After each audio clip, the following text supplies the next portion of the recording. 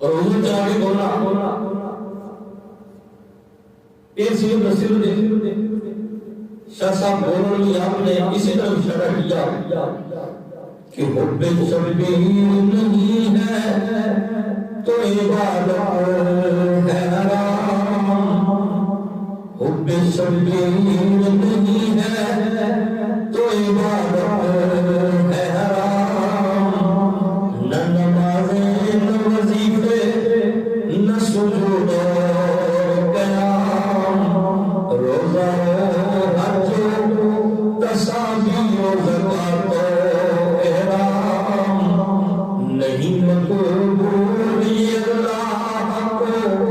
بے حب ایمان، خواہ میری فراست ہے نادانی ہے، حب اولاد نبی شرط مسلمانی ہے۔ فرماتے ہیں کہ حب شبیر نہیں ہے تو عبادت ہے۔ یہ عبادت اسی وقت قبول ہوگی جب آل رسول کی محبت دل کے اندر ہوگی کہ حب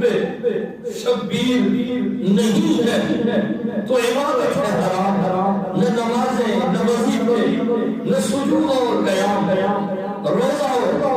حج ہو تسابیح ہو زکات ہو احرام، نہیں مقبول یہ اللہ کو بے حب ایمان، خواہ میری فراست ہے یا نادانی ہے، حب اولاد نبی شرط مسلمانی ہے۔ فرمایا